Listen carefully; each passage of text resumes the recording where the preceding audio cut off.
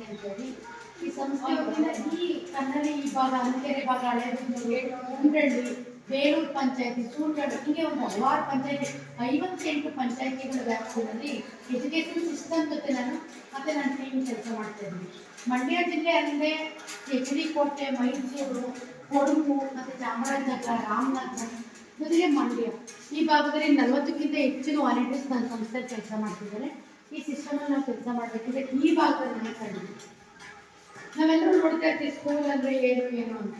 ಉದಾಹರಣೆಗೆ ನಾವು ನಿನ್ನೆ ಇವಾಗ ಎಲ್ಲದನ್ನ ಫೋನಲ್ಲಿ ಅಂಬ್ರಾಡಿ ಸ್ಕೂಲ್ ಇದೆಯಲ್ಲ, ಅಂಬ್ರಾಡಿ ಸ್ಕೂಲ್ನಲ್ಲಿ ಇವಾಗ 6 ಜನ ಮಕ್ಕಳು ಇದ್ರಂತೆ. ಟಿ ಸಿ ತಗೋತಾ ಇದ್ದಾರೆ. ಟಿ ಸಿ ತಗೋತಿರೋದ್ರೆ ಈಗ 3 ಜನ ಮಕ್ಕಳು ಆಗ್ತಾರೆ. 3 ಜನ ಮಕ್ಕಳು ಇದ್ರೆ ಏನಾಗುತ್ತೆ, ಮುಚ್ಚಾಕ್ಬಿಡ್ತಾರೆ, ಸ್ಕೂಲ್ನ ಮುಚ್ಚಾಕ್ಬಿಡ್ತಾರೆ. ಈಗ ನಾವೇನು ಮಾಡ್ತೀವಿ, ಡೋರ್ ಟು ಡೋರ್ ಮನೆಗೆ ಹೋಗಿ ನಿಮ್ಮಲ್ಲಿ ಹೆಣ್ಮಕ್ಳದೊಂದು ಸಭೆ ಕರೆದ್ವಿ, ಈ ಥರ ಸಾಲೆ ಮುಚ್ಚೋಗ್ತಿದೆ, ಯಾರೇ ಕಾಗೇಳ ಜೊತೆ ಮುಚ್ಚೋಗ್ಬಿಟ್ಟಿದೆ, ನೀವು ಮುಚ್ಕೋತೀರಾ ಹೇಗೆ ಅಂತ ಹೇಳಿದ್ರೆ ಇಲ್ಲ ಮೇಡಮ್ ನಾವು ಉಳಿಸ್ಕೊಂತೀವಿ ಅಂತ ಹೇಳಿ. ಸುಮಾರು ಮಕ್ಕಳಿದ್ದಾವೆ ಆ ಊರಿನಲ್ಲಿ. ಕಾಗೇಳ ಜೊತೆ ಥರ ಮಕ್ಕಳ ಸಮಸ್ಯೆ ಇಲ್ಲ, ಅಲ್ಲಿ ತುಂಬ ಮಕ್ಕಳುಗಳಿದ್ದಾವೆ. ಕಾರಣ ಕೇಳಿದ್ರೆ ನೀವೆಲ್ಲ ಎಷ್ಟೊಂದು ಜನ ಪ್ರೈವೇಟ್ ಸ್ಕೂಲ್ ಕಲಿಸ್ತಾ ಇದ್ದೀರಾ, ಮತ್ತು ಈ ಸ್ಕೂಲ್ ಮುಗಿಸಿದೆ ಅದಕ್ಕೆ ಮತ್ತೆ ಏನು ಮಾಡುತ್ತೆ ಅಂತ ಹೇಳಿದಾಗ ನೀವೇನಾದ್ರೂ ಜವಾಬ್ದಾರಿ ತಗೊಳ್ತೀನಿ ನೀವು ಸ್ಕೂಲ್ ಡೆವಲಪ್ಮೆಂಟ್ ಮಾಡೋಕ್ಕೆ ಅಂದರೆ ನಮ್ಮ ಮಕ್ಕಳು ಸೇರಿಸ್ತೀವಿ ಅಂತೇಳಿ ಭರವಸೆ ಕೊಡ್ತೀವಿ. ಈಗ ನಾವು ಮೊನ್ನೆ ಒಟ್ಟಿಗೆ ಸಭೆ ಮಾಡೋದ್ವಿ. ಸಭೆ ಮಾಡಿದ್ದಕ್ಕೆ 24 ಮಕ್ಕಳನ್ನ ಸೇರಿಸೋದಕ್ಕೆ ಒಬ್ಬರು ಮುಂದೆ ಬಂದಿದ್ದಾರೆ. ಸೊ ಇವಾಗ ನಾನು ಇಲ್ಲಿ ಮುಗಿಸ್ಕೊಂಡು ಅಂಬ್ರಾಣಿಗೆ ಹೋಗ್ತಾ ಇದ್ದೀನಿ. ಅಂಬ್ರಾಣಿನಲ್ಲಿ ಇವಾಗ ಮನೆಗೆ ಹೋಗಿ ಎಲ್ಲೇನು ಮಕ್ಕಳಿದ್ದಾವೆ ನನ್ನ ಜೊತೆಗೆ ಅಲ್ಲಿರೋ ನಿಮ್ಮಂಥ ಸಂಘ ಮೆಂಬರ್ಸ್ ಬರ್ತಾ ಇದ್ದಾರೆ, ನಮ್ಮ ವಾಲಂಟಿಯರ್ಸ್ ಇದ್ದಾರೆ. ಮನೆಗೆ ಹೋಗಿ ಮಕ್ಕಳುಗಳನ್ನ ಇವತ್ತು ನೋಂದಾಯಿಸ್ತಾ ಇದ್ದೀವಿ, ಈ ಕೆಲಸ ಮಾಡ್ತಾ ಇದ್ದೀವಿ. ನೀವೂ ಅಷ್ಟೇ. ಈಗ ನಾವು ಕಂದ್ರಿ ಸ್ಕೂಲಲ್ಲಿ ನಾವು ನೋಡುವಾಗ ಎಲ್ಲರೂ ಕೆಲವು ಪೇರೆಂಟ್ಸ್ಗಳಿದ್ದಾರೆ, ಹಲವಾರು ಸಭೆಗಳು ಮಾಡಿದ್ರು. ಕುಮಾರಿ ಇದ್ದಾರೆ, ಲಕ್ಷ್ಮೀ ಬಂದಿದ್ದಾರೆ, ಪೂರ್ಣಿಮೆ ಇದ್ದಾರೆ, ಎಲ್ಲರೂ ಇದ್ದಾರೆ.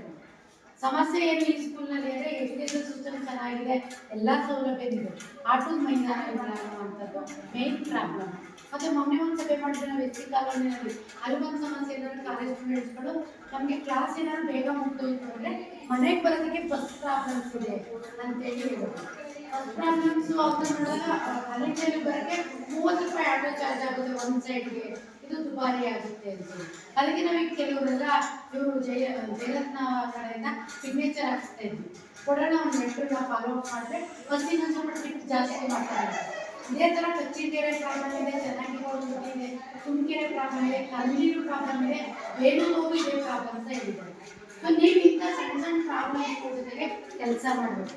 ನಮ್ಮ ಮಕ್ಕಳು ಆಯ್ತು ಪ್ರೈವೇಟ್ಗೆ ಹೋಗ್ತಿದ್ದಾರ, ನೀವು ಶಾಲೆ ಇದ್ರೆ ನಮ್ಮ ಮಕ್ಕಳು ಹೋಗ್ತಿಲ್ಲ ನಮಗೇನು ಅಂತ ಇರೋದಿಲ್ಲ.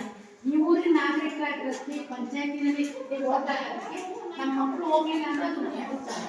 ನೀವು ಯಾವತ್ತಾರು ಸ್ಕೂಲ್ಗೆ ಹೋಗ್ಬೋದು, ಯಾವತ್ತಾರು ವಿಷಯಗತಿ ಚೆಕ್ ಮಾಡ್ಬೋದು, ಯಾವತ್ತಾರು ನಿಮ್ಮ ಮಕ್ಕಳ ಜೊತೆ ಹೋಗಿ ತುಂಬ ಎಜುಕೇಟೆಡ್ಗಳು ಇರ್ತೀರಲ್ಲ, ನೀವೆಲ್ಲರೂ ಹೋಗಿ ಯಾವತ್ತಾರು ಒಂದು 10 ನಿಮಿಷ ಮಕ್ಕಳ ಜೊತೆ ಮಾತಾಡೋಕ್ಕೆ ನಿಮ್ಮ ಪ್ರಯೋಜನ ಇದೆ.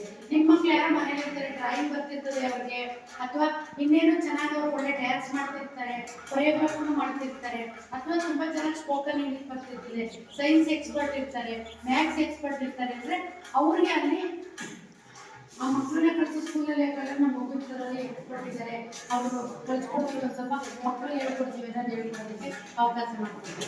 ಇದೇನಾಗುತ್ತೆ ಅಂದರೆ ನಮ್ಮೂರ ಶಾಲೆನ ಅಭಿವೃದ್ಧಿ ಮಾಡೋದಿಲ್ಲ, ಹಂಗಾಗಿ ನಾವು ಮನೆಗೆ ಕಳಿಸ್ತೀವಿ ಮಕ್ಕಳನ್ನ ಅಂತೇಳಿ ಪೇರೆಂಟ್ಸ್ಗಳು ಹೇಳ್ತಾರೆ, ಮೇಡಮ್ ಮನೆಗೆ ಕಳಿಸ್ತಾರೆ ಮಕ್ಕಳನ್ನ, ಯಾಕೆ ಅಂತ ನಮ್ಗೆ ಗೊತ್ತಾಗ್ತಿಲ್ಲ ಅಂತ. ಮೇನ್ ಕಾರಣ ನೀರು ಕಡಿಮೆ ಬಿಡ್ತಾ ಇರೋದು. ಎರಡನೇದು ಇದು ಸ್ವೀಪರ್ ಇಲ್ಲ, ಪಂಚಾಯತಿ ವ್ಯಾಪ್ತಿಯಲ್ಲಿ ಸ್ವೀಪರ್ ಇದೆ ಅಂದರೆ ಶೌಚಾಲಯನ ತೊಳೆಯೋಕ್ಕಾಗಲ್ಲ ಅಂತ.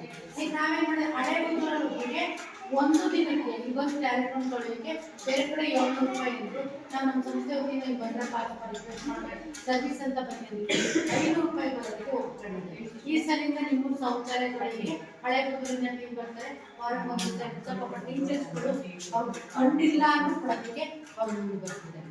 ಇವನ್ನ ನೀವೆಲ್ಲರೂ ಧ್ವನಿ ಎತ್ತಿದ್ರೆ ಶಾಲೆಗಳು ಸ್ವಲ್ಪ ಅಭಿವೃದ್ಧಿ ಹೋಗಿದೆ. ಅಟ್ಲೀಸ್ಟ್ ಅಲ್ಲೂ ಮಕ್ಕಳಿದ್ದು ಯಾರು ಸೇರ್ಸೋದ್ರೆ ಮಾಡ್ಬೋದಿತ್ತು. ಎಷ್ಟು ಚೆನ್ನಾಗಿದೆ ಬಿಲ್ಡಿಂಗು. ಆದರೆ ನನಗೆ ನೆನ್ನೆ ಗೊತ್ತಾಯ್ತು, ಅಂಬ್ರಾಣಿಗೆ ಹೋದಾಗ 6 ಮಕ್ಕಳು ಇದ್ರೂ ಕೂಡ ಅಲ್ಲಿ ಹೆಚ್ಚನ್ನು ನೀವೇ ಹೋಗಿ ಅಂತ ತೀಸಿ ಕೊಟ್ಟು ಮುಚ್ಚಿದ್ದಂತೆ ಜಯ. ಅದು ನಮ್ಗೆ ಗೊತ್ತಿದ್ದಿಲ್ಲ. ನಾವು ಅನ್ಕೊಂಡ್ವಿ ಮಕ್ಕಳೇ ಹಿಂದೆ ಮುಚ್ಚಿಬಿಟ್ಟಿದ್ದಾರೆ ಅಂತ. ಆ ಬರಕ್ಕೆ ಇಷ್ಟ ಇದೆ, ಡ್ರಿಂಕ್ಸ್ ಮಾಡಿ ಅವ್ರ ಸ್ಕೂಲಿಗೆ ಬರೋದು, ಇವೆಲ್ಲ ಆಮೇಲೆ ಕಂಪ್ಲೇಂಟು. ಅಂಬ್ರಳ್ಳಿಗೆ ಹೋದಾಗ ಅಂಬ್ರಳ್ಳಿಯವರು ಹೇಳಿದ್ರು, ಮೇಡಮ್ ಇಲ್ಲ ಅಲ್ಲಿ ಮಾಸ್ಟರ್ ಬಲವಂತವಾಗಿ ಟಿ ಸಿ ಕೊಟ್ಟು ಮುಚ್ಚಿಬಿಡ್ತಾ ಇದ್ದೀವಿ ತಗೊಂಡೋಗಿ ಅಂತ ತಂದೆಗೆ ಮರ್ಜಿ ಮಾಡಿದ್ದೀವಿ. ಈಗ ಅದೇ ಮುಚ್ಚಿರೋ ಶಾಲೆನ ನಮ್ಮ ಕಾಗಡ ದೊಡ್ಡಿಯವರು ವಾಪಸ್ ರೀಓಪನ್ ಮಾಡಬೇಕು ಅಂದರೆ ತುಂಬ ಕಷ್ಟ ಇದೆ. ಅದಕ್ಕೆ ಸರ್ಕಾರಿ ಶಾಲೆಗಳಿಗೆ ದಯವಿಟ್ಟು ಮಕ್ಕಳು ಹೆಚ್ಚು. ಜನ ದುಡ್ಡು ಎಲ್ಲಿ ಹೆಚ್ಚು ಹೋಗ್ತಾ ಇದೆ ಅಂದರೆ ಹಾಸ್ಪಿಟ್ಲಿಗೆ ಜಾಸ್ತಿ ದುಡ್ಡು ಹೋಗ್ತಾ ಇದೆ ಪ್ರೈವೇಟ್ ನರ್ಸಿಂಗ್.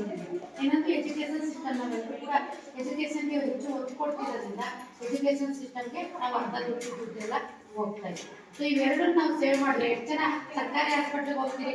ನಾನು ಅಂಬರಳ್ಳಿಗೆ ಹೇಳ್ತಾರೆ, ನಮ್ಗೆ ಏನಾದರೂ ಮಾಡಿ ಆಯುರ್ವೇದಿಕ್ ಹಾಸ್ಪಿಟ್ಲ್ ಆದರೂ ಸರಿ, ನಾರ್ಮಲ್ ಹಾಸ್ಪಿಟ್ಲ್ ಆಗಲ್ಲ, ಮಾತ್ರಳ್ಳಿ ನಮಗೆ ಒಂದು ಗೌರ್ಮೆಂಟ್ ಹಾಸ್ಪಿಟಲ್ನ ತರಿಸ್ಕೊಡಿ ಮೇಡಮ್ ಅಂತ ನೀವು ಹೆಚ್ಚುವರಿಯಾಗಿ ಹೆಲ್ತ್ ಡಿಪಾರ್ಟ್ಮೆಂಟ್ಗೆ ಸಚಿವರಿಗೆ ಬರ್ತಾರೆ. ನನ್ನ ಪ್ರಕಾರ ಮಾತ್ರಳಿಗೆ ಹಾಸ್ಪಿಟ್ಲ್ ಕೊಟ್ಟೇ ಕೊಡ್ತಾರೆ.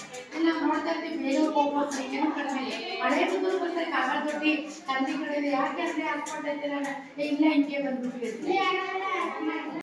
ಹೌದಾ? ಹಾಂ, ಇಲ್ಲಿ ಕಾಗದೊಡ್ಡಿ ಹೌದಾ ಅಂದರೆ